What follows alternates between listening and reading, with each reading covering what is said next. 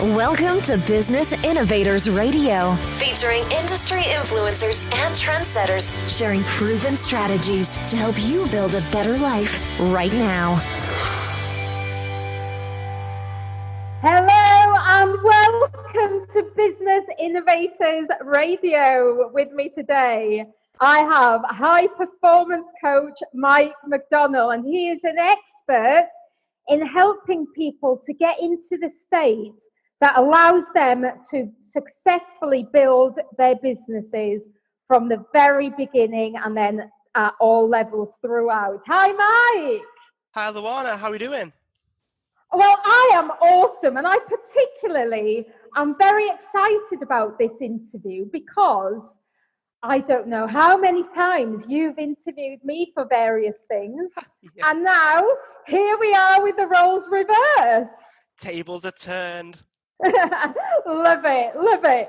So today is all about how to take off the brakes to be able to fly in your business. So will you elaborate a bit on what you mean by being able to take off the brakes? What are those brakes?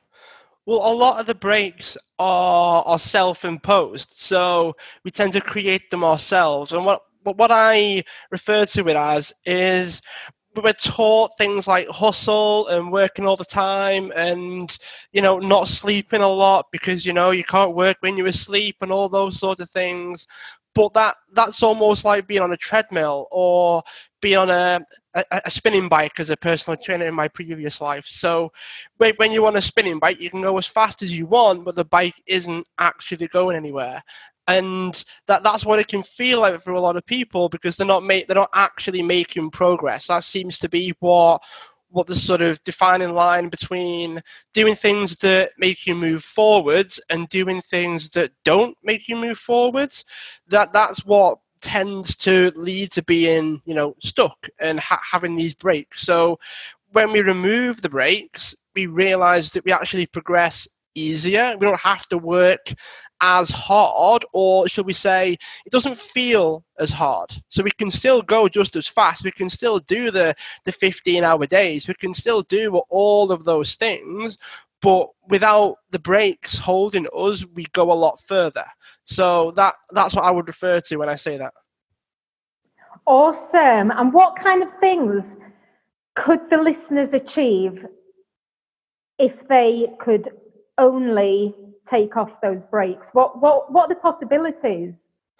Well, I think a lot of the possibilities are we make progress more peacefully. And I say that because a lot of people think that being stressed out is like a normal thing.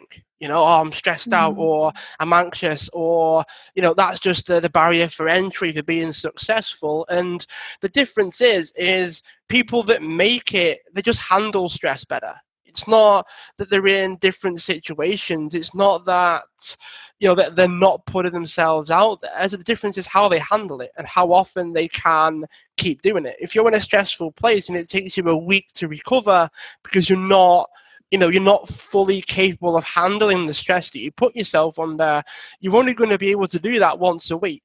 But if someone's maybe a bit more, I guess, stable or a bit more like free-flowing or whatever, term you want to give it, you can put yourself under similar situations more often because you're able to, remove the negativity a lot easier, not hold on to positivity all that well either, because if you start thinking you're amazing and you go into the real world in air quotes and you get hit in the face, like you're not used to that. So sometimes it's about getting used to the adversity more than just having an easy ride all the time, because you'd be surprised how many people fail, not because they can't handle it, but because they've never handled it before. It's the first time they have to deal with it, the first time they get rejected or the first time they're in a place whereby they feel like they're not going anywhere, even though they probably are, they just don't realize it yet.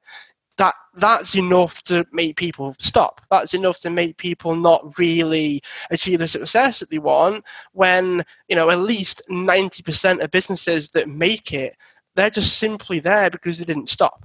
That's pretty much one of the defining traits is a lot of businesses succeed because of consistency, because of not stopping, more than you're being better than somebody else.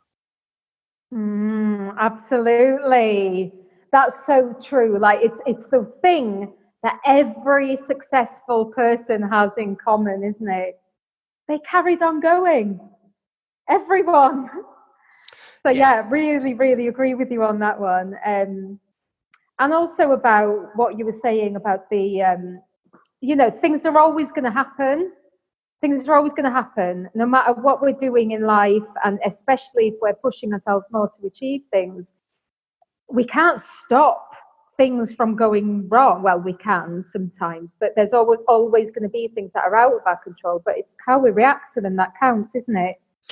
It is, and you see this quite a lot as well. Like particularly if people are trying to do the bigger actions, so to speak. A lot of business owners, they want to write a book, or they want to get into the media, or they want to be on TV. So some of these things that are seen as higher profile actions, they tend to lend themselves over to, you might get one, but everybody else is probably going to say no.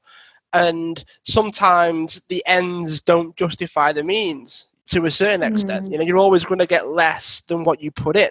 The 50 pitches to get one back. I said, well, what if I only sent one and I get one back? And it's like, well, you don't know which one is going to be the yes. So you may as well just keep sending them and keep going and keep working, because you never know which one's going to come back. Exactly. Yeah, totally.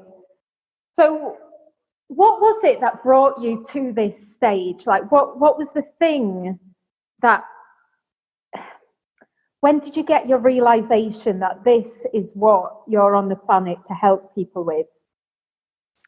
Well, a lot of the lessons that I learned were actually from the health conditions that I have. So I have cystic fibrosis and I'm also diabetic. So from an early age, it was about, okay, I need morning routines, I need habits. Sometimes you've got to do it even if you don't want to do it. Sometimes you just got to get out of bed even though you don't want to. You physically struggle, but you just got to keep going. It's the hardship that makes you stronger at the end of the day. So if you can handle it on a bad day, you can more than handle it on a good day. So these are all things that you learn on a day-to-day basis, living with conditions when every day could be completely different. I woke up this morning as I'm recording this, and the sort of atmosphere changed overnight. So I was up at about 2 o'clock this morning.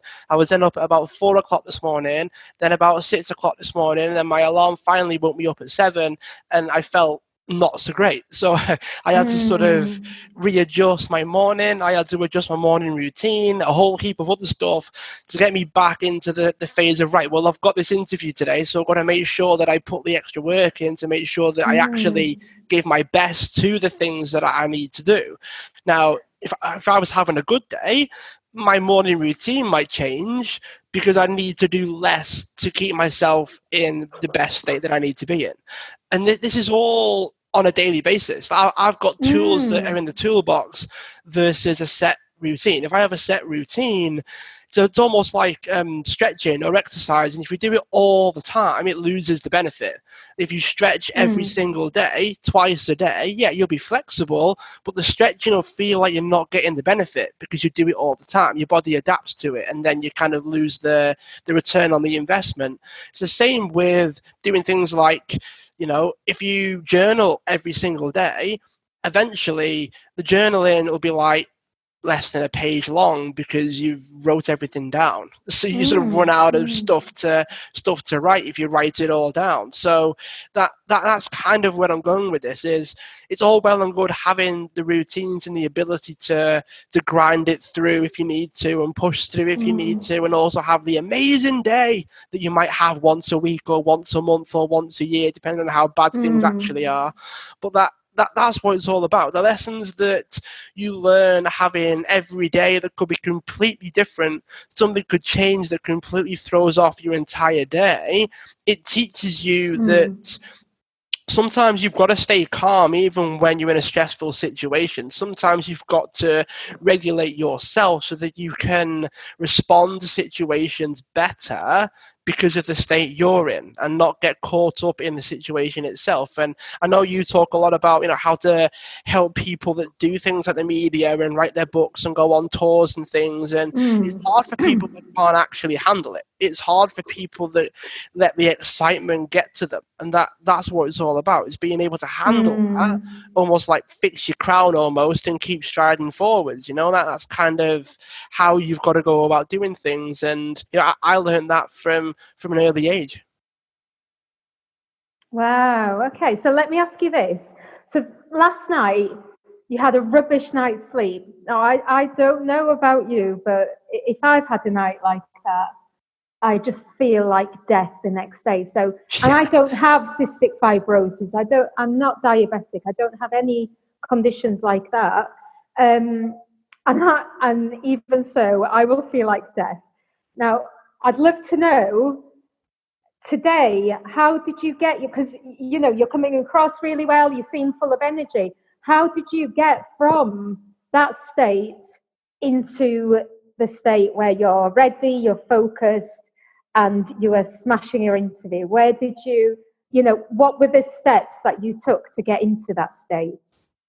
Well, luckily, over the years anyway, it's kind of like, well, you know what to do when you notice the symptoms. So if this was my first rodeo, I would struggle anyway, because I've not had a lot of sleep. I'd probably have to cancel the interview because I've not got the energy to perform well, and that's just the reality. Like, you sometimes just got to accept the kind of state that you're in. But if you've got the tools that you can use, I do, if I'm not feeling that energetic, I force myself to do things that make me feel energetic. So there's that crossover between sometimes feelings cause you to do things, and then sometimes when you do something, you get the feeling afterwards. Almost like you don't like going to the gym, but you feel better after you've warmed up. Like once you get going, start getting things going, you feel like you might actually get a workout in. It's the same sort of thing. It's that it's a two-way street. People don't realize that, but it is. If you don't feel like doing something, well, you might feel better after you did it. I can't tell you how many times I've hated being on camera, but I do it, and then I feel better afterwards, because you get the endorphin, you get the feel-good feeling of helping people with the content or the videos or whatever it happens to be. Sometimes you can feel good after you've done the thing, and that's what it's about. So whether it's do a quick sort of jog on the spot, do a couple of laps of the house, I have an extra cup of tea that morning. I make sure I knock a couple of things off my to-do list. So like small things to sort of make me feel like I'm doing something. And I treat it as a warm-up. Like, you got to warm up to your day almost if you don't feel like it. And that's the routine that I do generally go through, because I feel like if I can't give my best, then there's a reason for it. And that's the reason that is kind of the cause of everything that you then have to go away and deal with. Otherwise, it's going to keep recurring. Okay. So if you were just going back to what we were talking about earlier, you were saying that it's really important, first of all, for people to realize where they're at. Yeah. Can you say a bit more about that? How can they figure out where they're at, and what benefits does that have? I think a big part of it comes down to being slightly humble around your situation. So if you're trying to grow your business, and I mean, we spoke about this before we clicked record, Luana, but if you want to do the bigger actions, that's fine, but you've got to realize that no one goes from nowhere to speaking on stage to thousands of people. Like, it doesn't happen all that often. But if you've got a speaker portfolio and you spoke on stage a couple of times with sort of hundreds of people to thousands of people, and they got good feedback from that, you're more likely to get the bigger stages. I can't tell you how many times people have asked me for previous things that I've done. Yeah. Absolutely. And it's the same as well with media. Media leads to more media. Yeah, it does. It does, definitely. and it's exactly the same. You know, people might, I think, see if you agree with this. I feel that sometimes it can be a form of self-sabotage. So somebody might say, oh, I'm not going to bother speaking on that stage, or I'm not going to bother going on that local TV network because I only want to do these big, huge ones. But then, you know, it's like steps that they need to take. And so in not taking those first steps, they're sabotaging their chances. Do you think that's a mindset issue? I think it could be. I think there's an element of, because we don't, or most people anyway, don't really know what the behind the scenes is actually like. Like, I know we've had numbers of conversations, right, around people don't understand what it's like to get the exposure that they actually want to get.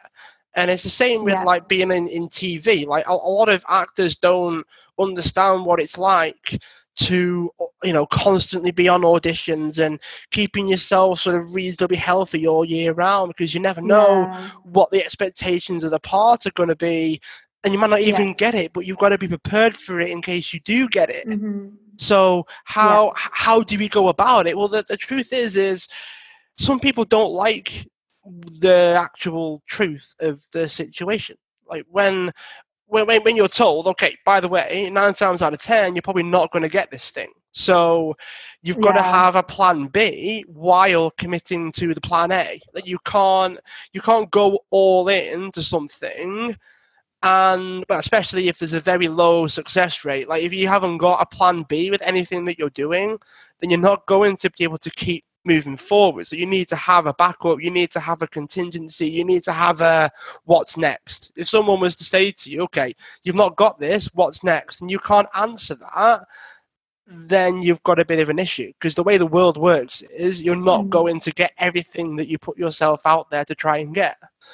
So with that in mind, you've got to get yourself in that habit of constantly moving forwards, you know, like, and quite simply, if you think about it as well, like as things grow and as things build, you might get more yeses than nos. You might do. And when you get over that hump of getting 1 every 100 or every 200, and suddenly you start getting 3 every 100 and then 10 every 100, and then gradually you start, well, maybe I might get a bit more specific with the actions that I take. Maybe it's not about doing thousands of things. Once you've figured out what the system is, you might only need to do 10 and get 5.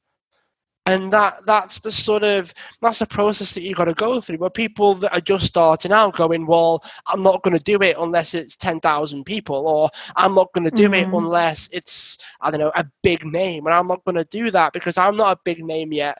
Unfortunately, that sort of saying that people have inside their heads of, I'm not ready for this yet, the problem with that is it could be true or it could be false.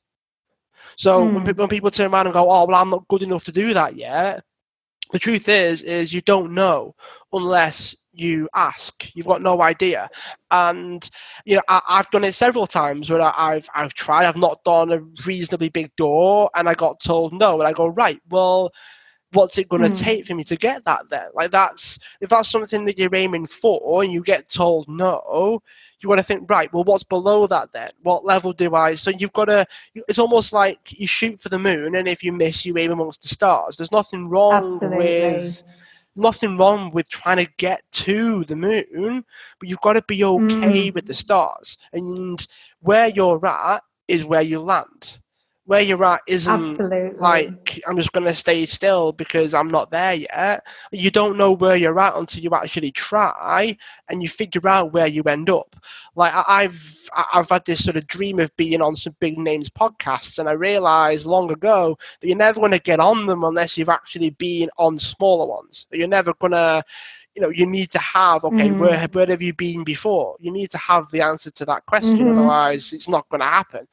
And that's ultimately what it comes down to, is you've got to realize where you're at and then think, right, Because if you think like, well, I know we sort of name dropped Tim Ferriss before we started, and that's one of the shows I would love to be on because I quite like the way Tim thinks. Yeah. So I was like, right, that'd be really cool. But I thought, well, I'm not going to get on Tim's show, but if I've been on 10,000 other smaller shows, I might get his attention. And that's it. Might sound silly as well, but there's more of them. So if you're someone that wants an interview every month or an interview every week, got news for you. If you don't shoot for Tim Ferriss and there's smaller ones, there's hundreds of them out there. So you can have one every week if you wanted, but they're not going to be like, Tim Ferriss, Joe Rogan and Gary Vee. They're going to be like the smaller ones. But if you're someone that likes to be interviewed, like I like to be interviewed, that's kind of one of my things. It's kind of like, well, I may as well do that because I feel good when I help people in this format. And at the same time, I've got something that I can refer back to, something that I can reuse. Now, do I hate myself because I'm not, of a standard that I can get onto the bigger names platforms for? No, I don't, because it doesn't matter. It doesn't mean like if you go on a big name show, that also doesn't mean that you've made it in business. Like it's not one of your I've made it scenarios, because it doesn't last. So when you realize that, okay, it's not going to be the top of the pile just yet, you've got to be okay with where you land. You've got to be okay with, this is your starting point. This is the place where you're at right now. This is where you're at. And if you don't like that, that's okay, because you're allowed to change it. You're allowed to, but you've got to be okay to stay there for a time. You can't just go, okay, I'm at the bottom of the heap now, but I'm not going to take any actions here. I'm only going to take the bigger actions. But the problem is the bigger actions will just keep telling you no all the time, and then you'll get used to being rejected, and you'll just admit defeat almost and just not try. So you've got to, absolutely. You have to balance out the fact that, okay, I'm not quite there yet, but that's not going to stop me from doing my thing on the platforms or the places or the situations that you can actually handle. There's a difference between a local event and a worldwide event. There's nothing stopping you from being at a local event. But if you try and get on a national event, maybe you'll get turned down because there's thousands of others that are trying to get onto the same spot. Where a local event, there might only be like 10, because not everybody can go to a local event. So apply for them all. Yeah, exactly right. Because you never know. You might get in, and if you don't, that's okay, because you've already applied to the smaller ones as well. Yeah, and I guess one of the things that people need to think about is that no isn't a forever thing if you're always improving. Yeah, true. So it's not forever. So like in about a year's time, I might be able to get on to Tim's show if I don't stop. Getting back to what we said before, if I get a no and then I think, well, I'm awful, then there's no point in carrying on. Like it's going to stay a no because I've not done anything to improve my own situation or my own standing, if you will, so that I'm more likely of it to be a yes next time. So that's what people have to realize is no isn't forever. Nothing's really forever unless you don't change it. I've got a couple of things that I'm working on. So in about 6 months, it's not going to be the same as what it is now. In 3 months, it probably isn't going to be the same as it is now. But sometimes, like, this is the thing that I actually toyed with this the other day. Sometimes the level of acceptance that you have can actually be a bad thing. You can accept it all you want, but that shouldn't put you in a place of complete acceptance of that's the way it is. And that's the only way it's going to be. So I'm all for accepting where you're at. I'm all for trying to feel good about that, but you can be happy while striving for more. Like that's not, it can feel like a contradiction, but that's a practice that you can do every day. And it's something that I do every day, or I try my best to do every day. And I know there's hundreds of people that also do the same. That's what it's about. It's about feeling okay with where you're at while understanding that you're working towards more. You're working towards more of what you want at the same time. Yeah, I think that's a really important point. But sometimes for high achievers, it can be so easy, just to constantly be looking ahead and thinking about what they haven't achieved yet because they haven't got there yet. But it's never ending. You know, there's always more levels we can go to. So I think that was a really important point. It's really important to also be happy with where we're at right now. Yeah, it's not easy, is it? I mean, I know you know this. I'm kind of preaching to the converted quite a lot here, but it's something that it's called the practice, because at every moment in time you're going to question it. Every moment in time you're going to wonder if it's even worth it anymore. You're going to wonder if you are actually good enough, without realizing that, you know, people don't become world number 1 at anything without being world number 10 first and world number 30 first. You know, like one of the sports I used to play was tennis, and you don't get to from 0 to world number 1. You've got to get to the top 1,000 and the top 10,000 and the top 100,000, because being the top 100,000th tennis player in the world is still pretty good if you think about how many people actually play the game. And damn right. that's what it's all about. Sometimes it's that shift in perspective, and you're never gonna also get there without practice. So I know with like soccer or football, depending on where you're based, you do get scouted by someone that thinks that you're good, and then you go to the other teams, and that's how you can get in. But with tennis, it's about win-loss percentages, and it's about playing in the right tournaments while building up your experience. So that's the difference. Is tennis is about experience. You don't get experience without actually stepping up. But if you turn around and go, I'm not going to try unless it's Wimbledon or unless it's the US Open, I'm not even going to put the work in. Well, like, in some regards, like, well, who are you to think that you can just walk into the US Open without playing matches for 20 years, like for 10 years? It just doesn't make sense. So that's why there's a barrier for entry for these things, is you're just not good enough. And to a certain extent, I mean, I know I had a bit of an ego trip like a couple of years ago. It was like, who am I to think that I could just waltz on as a startup and rock on to the Tim Ferriss show? It's like, who do I think I am? And, you know, like, it was like, I'm just like stupid to think that that's even possible. So that's a bit of a hard-hitting thing for me, and maybe your listeners might take it home, and that, look, you're not ready yet. Like, you've got to have things under your belt first, and you've got to accept the fact that you're not good enough. You've got to be okay with that. I'm all for positive thinking. I'm all for it. You know, that's one of the things that I help people with. But you've got to ride the line between, you've just got to accept, you know, you're just not there yet. And you know, one of the conversations I actually had with myself inside my own head, a little bit more unfiltered than normal. But who am I to think that I can do this without actually putting any effort in at all? Like, who am I to think that I can rock up and get these amazing things without actually achieving anything myself? Like, it doesn't make any sense. So because of that, I rolled up my sleeves and I got to work. And that sometimes people need that. Sometimes people need the element of, look, you can't just get everything that you want for nothing. Like, everything's got a price, whether it's time, energy, money, whatever it is, everything's got a price, and you've got to work for it. And that's something that I had to realize before I actually put the work in, because until then, I was sort of a little bit disillusioned when I first started. Why isn't it working? And it was like, well, you're not really putting the effort in. It doesn't. It doesn't really work otherwise.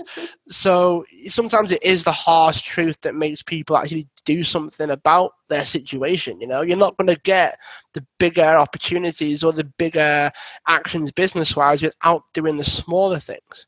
And a lot of it is hard at the beginning. You know, the hardest moments of pushing this boulder is the first push is always the hardest. But once it gets rolling, it'll get easier with less effort because it's already moving. You know, it's hard to slow something down if it's always moving. Yeah, totally. Awesome, Mike. Lots of gold there. Now, let people know. So if there are people listening now who want to find out more about you, maybe even work with you in the future, where can they find you? Well, I spend most of my time on social media. So you can find me on Instagram, I'm on Facebook, I'm on Twitter. Also have a website, which is mikemcdonald.online, because the .com was taken. And that's where I've got my blog on there. I'll put all the social media stuff on there as well. I've also got my own podcast, which is Business on the Beach, which you can subscribe to there and get everything that I do on there with interviews like this one and several other things as well. So yeah, I'm all over the place. Awesome. So maybe just Google Mike McDonnell and it'll be full of Mike-ness. Oh, great big picture of me. God forbid. Right, before we finish off, it is time. Do you know what time it is, Mike? Well, where I am, it's almost 4 o'clock, so... And that means it's get in the bin time. Now, I'm not asking you to get in the bin, so don't worry. What I am going to ask you to do, though, is to think of one business practice or idea that you don't like, that you want to eliminate. And you're going to get to do that today. You're going to get to throw it in the bin. What's it going to be, Mike? Is it just one? Because I've got several. Hey, it's just one. You only get one. I have to pick one. It probably has to be adding somebody on a social media account and then messaging them straight away. Drives me insane. Go on, tell me why it drives you insane. Well, I think it works for people that I guess don't also know what they're doing. Like they add someone on Facebook and send them a message asking them to buy something, or it's the old sort of LinkedIn like and message sort of deal, and it drove me insane. And I don't like it. I don't do it, and it just does my head in because it's like, well, you know about me, otherwise you wouldn't have added me. So asking me what I do is a bit pointless. You wouldn't have added me otherwise. And the only other way that you would have messaged me is if you wanted to sell me something, and I'm sorry, but I've got no clue who you are, so I'm not going to know. I'm not going to know if I want it or not. So it doesn't make sense. That this is why, like, when I add someone, I engage with them on their stuff first. I don't message them. It doesn't make sense to message them because I add people that I'm interested in, and I'm interested in them, therefore I engage with their stuff. Like I don't engage with their stuff if I'm not interested, so it doesn't make sense to add someone and message them because you wouldn't have added them if you didn't want to get along with them or you didn't want to get to know them, or it just doesn't make sense, Luana. It just doesn't make sense. And it drives me insane because it's like they assume that we don't know. That's the worst thing. It's like they almost assume that I don't know what I'm doing. Therefore, I'm naive enough to, I wonder what the message is. I'm going to miraculously sign up for some course or Bitcoin mining thing or multi-level marketing thing, which drove my head in when I was a personal trainer. I got hundreds of these nutritional supplements that will change their life. Oh, no. And I'm just like, look, I'm not being funny, but I get like hundreds a day, so they all look the same. That's the worst thing. They always look the same. All the posts look exactly the same. I'm sure there's some guy out there or girl, right, teaching them this stuff and giving them all the same template to use. Drives me nuts. So if there's one thing I could put in the bin. It's gone. It's in the bin. Woohoo! Get in. Awesome, Mike. You have been absolutely fantastic. Thank you so much for coming on the show. It's been amazing. I've enjoyed it. Any final words for our listeners? I think the last thing I do want to say is knowing where you're at right now doesn't mean that you can't improve stuff. So while it's probably a negative experience to start with, the whole sort of, oh my God, I can't believe I'm actually awful at this thing. The first time we do anything is probably the worst anyway. My first podcast was awful. My first blog was awful. My first video looked like I was reading off a sheet of paper and like a robot, because I was actually reading off a piece of paper because I couldn't remember my lines properly. So it was a bit awkward.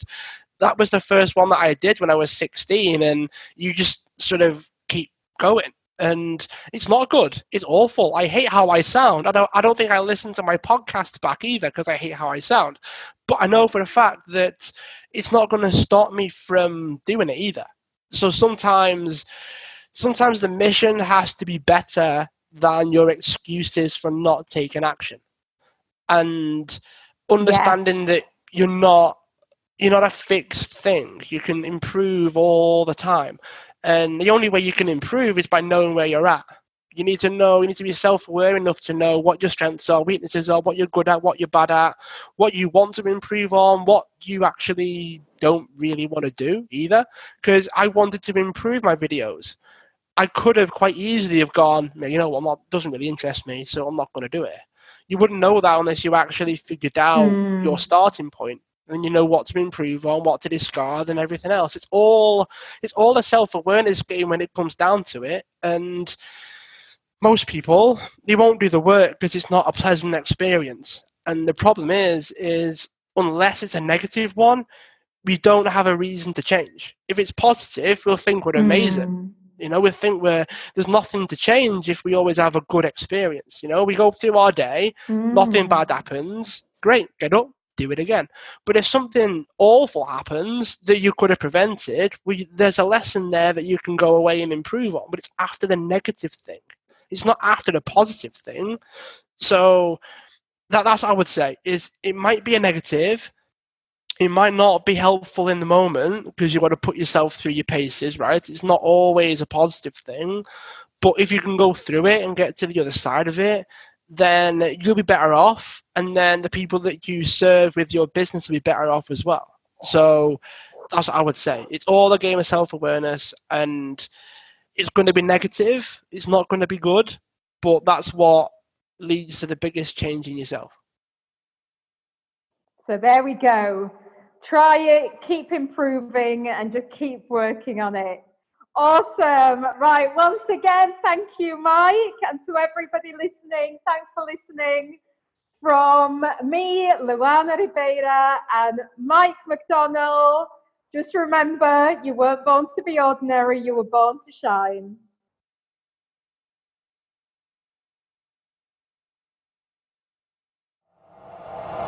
Thanks for listening to Business Innovators Radio. To hear all episodes featuring leading industry influencers and trendsetters, visit us online at businessinnovatorsradio.com today.